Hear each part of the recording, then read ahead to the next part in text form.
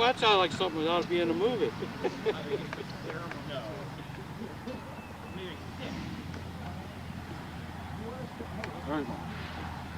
Great grandfather.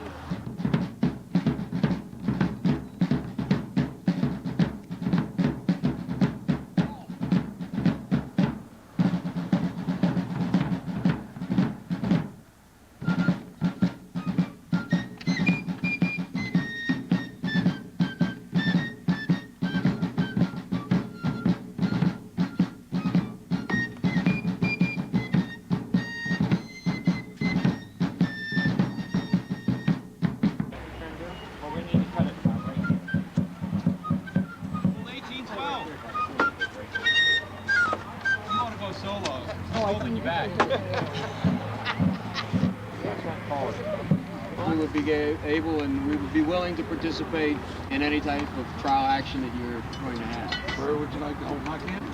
Oh, I think it would probably be appropriate if we did it between the two camps. Okay. Maybe right out here, close to the tree. In the shade? Yes, sir. That would be fine. Okay. We'll set them up. I would like to say something to you boys. I know his brother.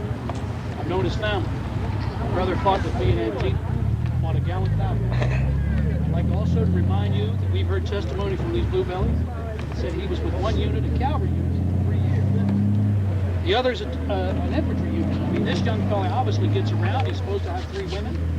This really, to me, in my opinion, sounds like it's trumped up charges. I think we ought to investigate it. Any hasty decisions. So I do agree with you. You agree, Colonel?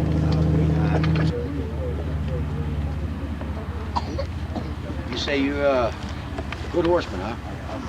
Can't ride. You can't ride. Now, these boys over here just said that you was in the cavalry unit. I know. Let me see your hands, boy. Okay. Well, you're not bow-legged, so you know you don't ride a horse too good. Why join the infantry?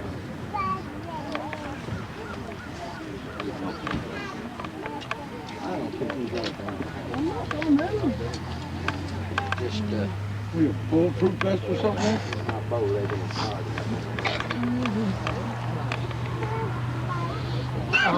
This gentleman did say that he never rode a horse. I trained him riding a horse. Oh, you did? For the Union? Well, I was, but because of my grit now I cannot ride. Well, But we all got one of them. yes, quite. But I did train this man. I know he rides a horse For the Union? for the Union. Thank you. Well, that's 4 against and 1 vote. She's gonna Speak up, I can't hear you, sir. I said that's 4 against him. Said he wrote for the Union, sir. Well, we have no legal representation. Please bring your private forward. I would like Step up here, scum. I think we ought to find him guilty, sir. I think the staff ought to find him guilty. Now, a true gentleman would not go up to one of his comrades and charge these allegations if he was a true gentleman of the South. If he was.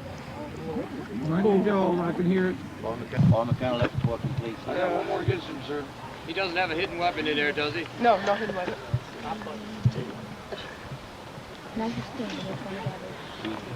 There is a saying, picture's worth 1,000 words. Whoa! Can we see the picture? Did we see the picture, sir? Yes, you can. Yeah, one moment, please, sir. Can you call me and staff? Will you please take your prisoner back? Colonel, will you please stand there? With the private. Come over here. Yes, Matthew Brady must have taken that. What do you hold me for? Mr. Prisoner, sir. I'm a colonel! Oh! Please take charge of that colonel. Hold him fast. About the size, sir. Calm down here. Lieutenant, would you please take the private aside? Picture is the colonel in a Union uniform. Traitor. Surely, sir. Traitor to the North. Traitor! Let us have it here directly. Colonel, this upsets me, Polly. I do hope you have an explanation for this, sir. I do not want to talk now. You have been in defense of this private here. We have all discussed on the board here that the evidence you have brought forward seems very squeamish What evidence? I was and not too aware of it. one-sided. Do not argue with me, sir. You will have your opportunity. Believe me, sir, you will have your opportunity.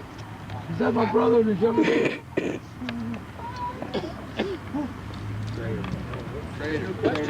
We're ashamed. How did you believe, sir? This upsets me terribly. I do hope, I'd like to make an explanation, sir. I'd hope you'd have one. Sir, Jeb Store General will be here in a moment. Uh-oh. Please silence this until I speak with him. We all acquit him and agree. Agree. You're acquitted. Please report back to you. General. Where'd you get this from, boy? Send that man on the guard and hold him tightly. Put the cuffs on him. Attention!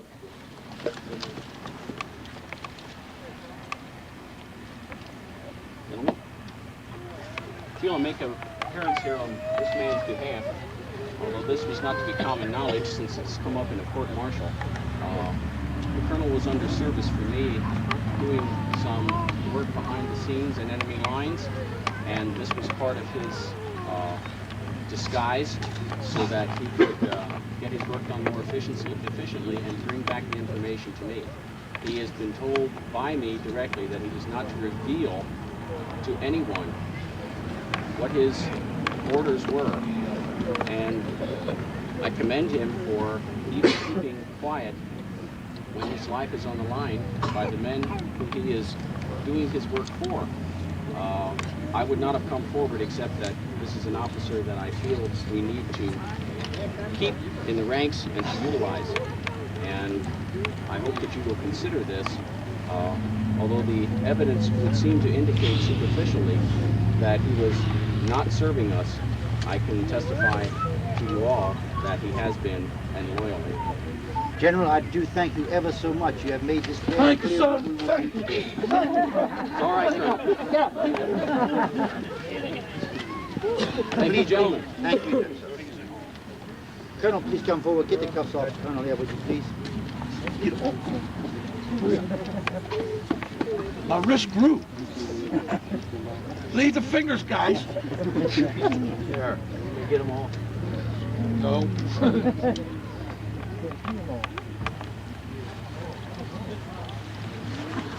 Colonel, very sorry about this incident, but we're overwhelmed. Therefore, a man with such great integrity as Jeb Stuart will come forward and speak above you. I highly apologize to the Army of Virginia and the gentlemen here available. Cannons! Get the cannons! Get the mortars! Search and let him go. Bayonet! Bayonet! Elevate, elevate.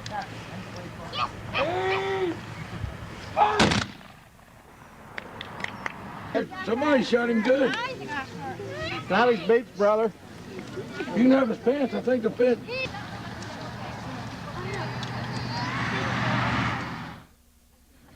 But we're going to have a lot of fun tomorrow. We've had a great deal of fun today. I'd like to take this opportunity to introduce the staff, and actually they're going to do that so that you'll know who's up here and who's going to be singing, and that way you know who to throw your rotten vegetables and fruit at. Which ones have the bad voice, you can tell when they talk. But I portray Major General James Ewell Brown Stewart, Commander-in-Chief of the Cavalry Corps, Army of Northern Virginia, under the command of Robert Edward Lee. My real name is Robert J. Trott. I'm a 5th grade school teacher in Myerstown, Pennsylvania. Thank you.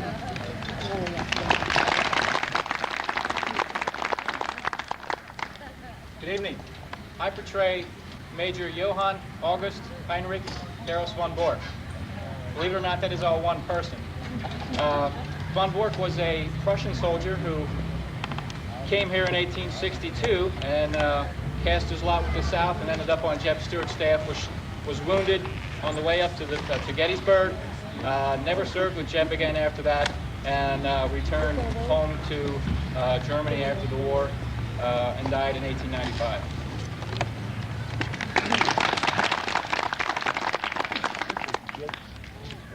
Hello. I portray Major Robert Franklin Beckham. I am the commander of the Stuart Horse Artillery.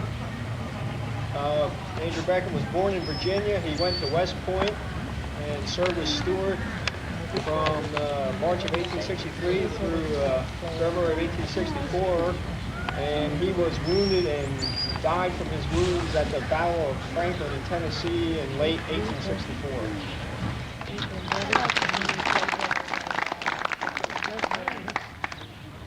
Good evening. I'm Ron Waddell. I portray John B. Fontaine, Medical Director of the Cavalry Corps Armory of Northern Virginia. John Fontaine was with the Cavalry Corps from almost its very inception, serving as a surgeon in the 4th Virginia Cavalry and then coming up through the ranks and becoming the medical director of the whole unit. He was mortally wounded on the 1st of October, 1864, and died about 4 hours later at the ripe old age of 24. I hope you enjoy what we have for you tonight.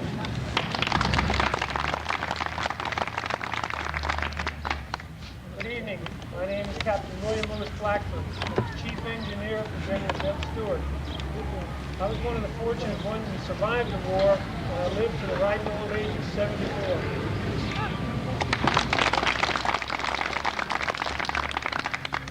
Hello, I portray John Eston Cook, who was Ordnance Officer for General Stewart. I was with Stewart the longest of any of his staff officers, a period of 27 months. I lived through the war and was also a known author of the period.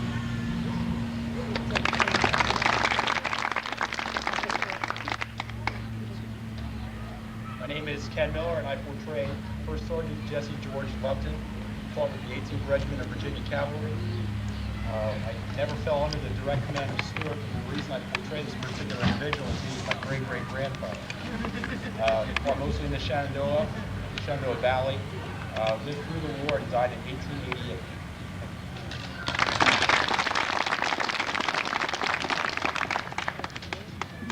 You've now heard the best part of our program. The short version. Now you get to listen to us sing. Then gallop by ravines and rocks, who would bar us away, take his toll in hard knocks. For with these points of steel on the line of pen, we have made some fine strokes and we'll make 'em again. And tighten your girth and slacken your rein. Come buckle your blanket and holster again. Try the click of your trigger and balance your blade. For he must ride sure that goes riding array. Ladies and gentlemen, presenting the 11th Pennsylvania Volunteer Infantry Piping Company. Drummers, roll!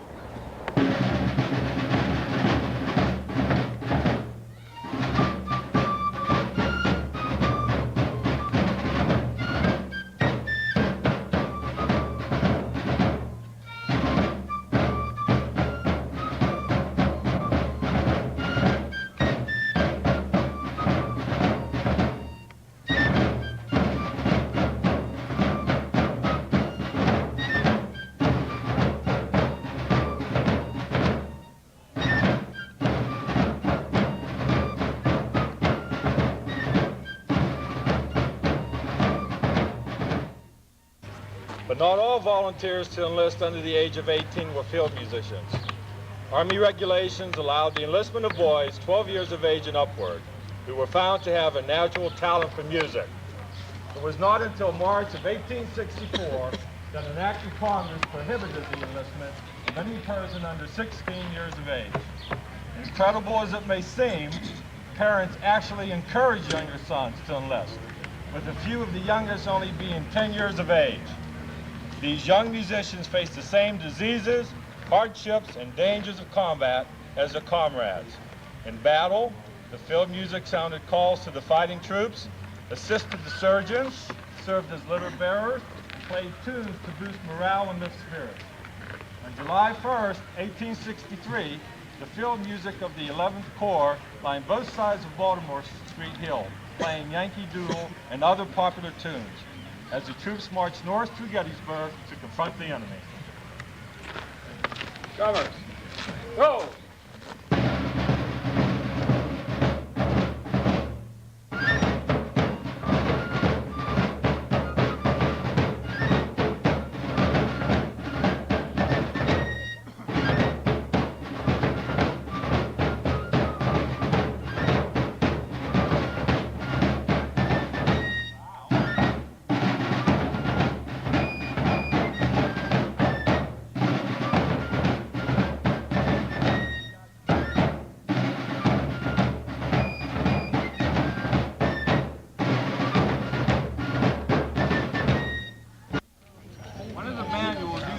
Union volunteers with the Hardy's Rifle and Light Infantry Tactics, written by Brevet Lieutenant Colonel William J. Hardy. This manual was used to instruct the volunteers in marching, maneuvers, and the manual of arms. The infantry will perform a portion of the manual of arms as prescribed in the Hardy's manual.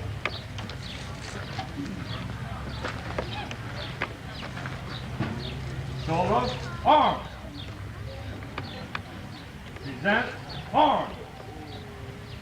Shoulder, arms. Shoulder, arms. Shoulder, arms. Support, arms. Rest. Attention, company. Shoulder, arms. Trail, arms. Shoulder, arms. Load it 9 times, load. There were 9 steps involved in loading a percussion cap musket used during the Civil War. The last command used in the manual of arms, load 9 times, load, was the first of the 9 steps. Under command load, the musket butt is placed between the feet with the barrel to the front. The right hand is placed in the cartridge box.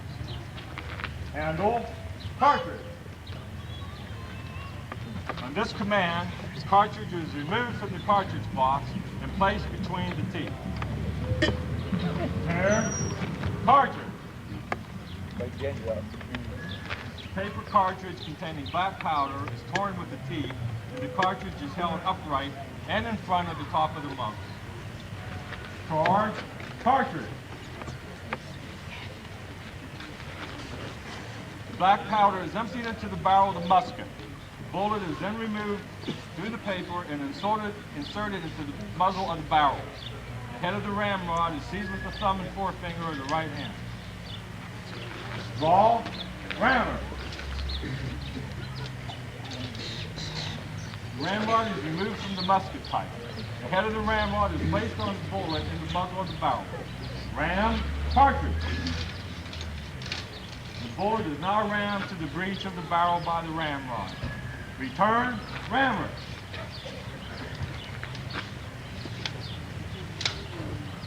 The ramrod is removed from the barrel of the musket and replaced in the musket pipe.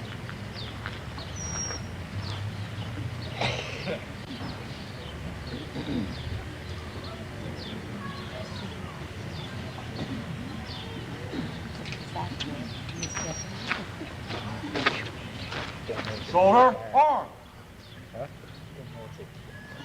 Prime.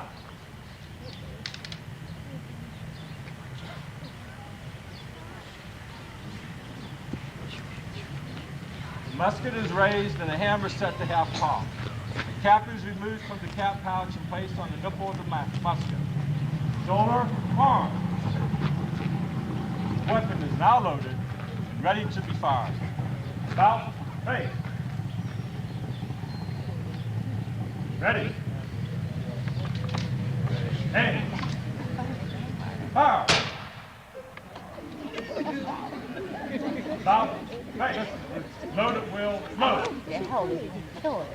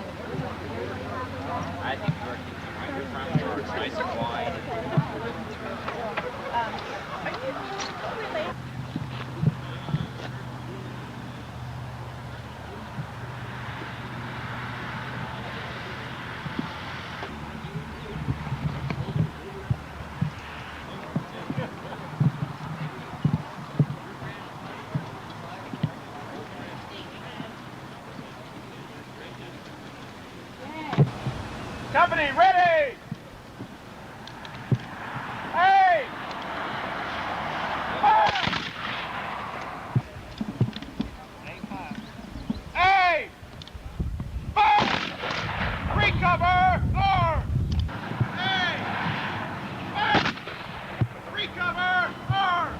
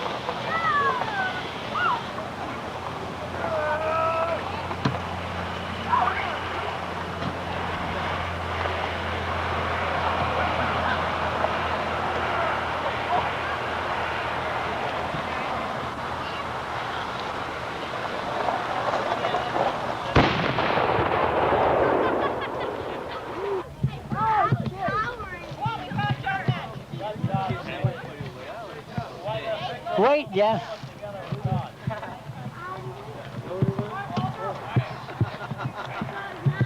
Did you get that? Now I got you. Did you get what I did? No, I couldn't see it. Oh. Are you ready?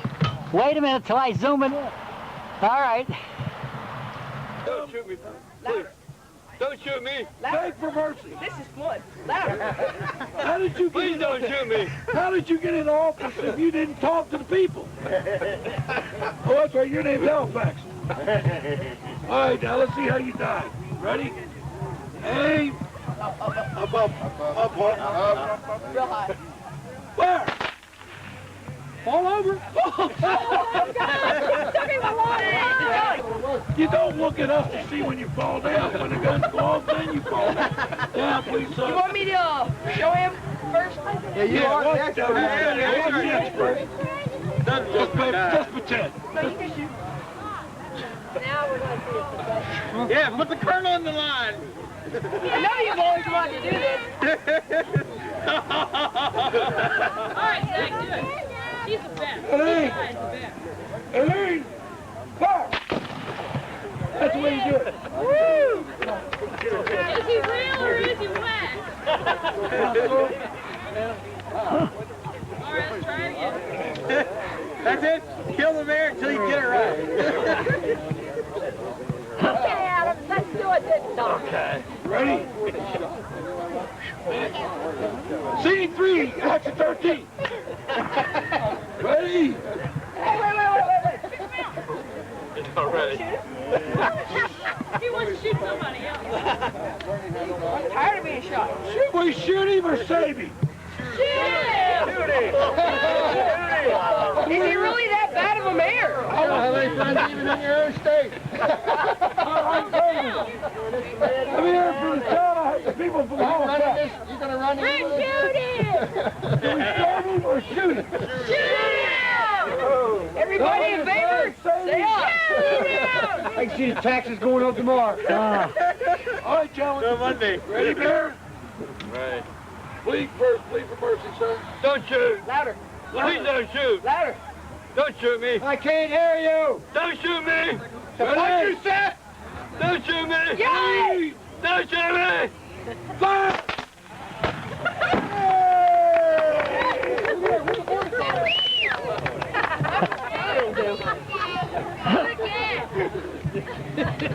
Do it again. They like it.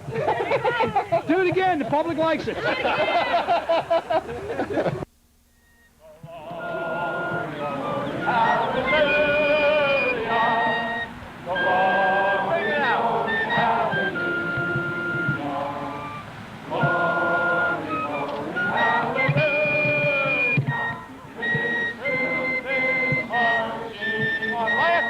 Number 5. In the beauty of the lily, Christ was born across the sea, with the glory in his bosom that she could you and me. As he died to make men holy, as he died to make men free, our God is watching us. Everybody, come on! The glory, glory, hallelujah! Glory, glory, hallelujah. Glory, glory, hallelujah. His truth is marching on. Thank you. Praise the Lord.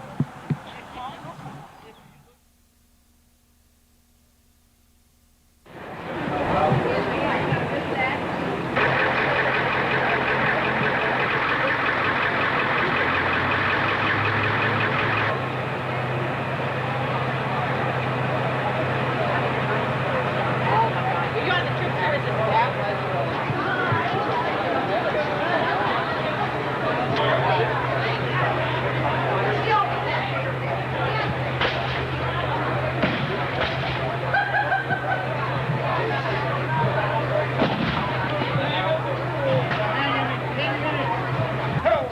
Don't hang us! They're gonna hang us! We're gonna hang you, sir.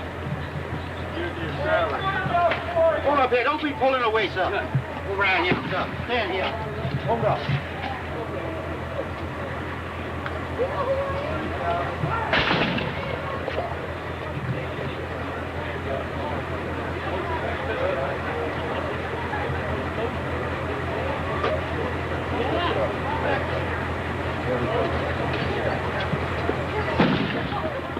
General, we're ready to retreat back to the car for yourself. You don't take it too close. Yes,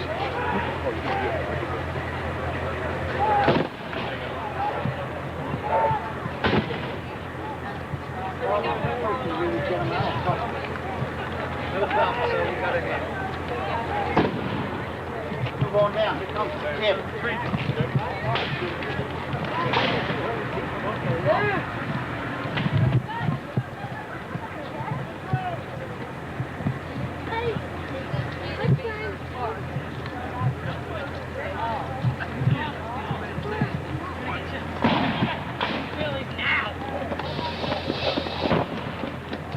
Hold up for the skirmishes. Help us! They're going to hang us! They're going to hang us!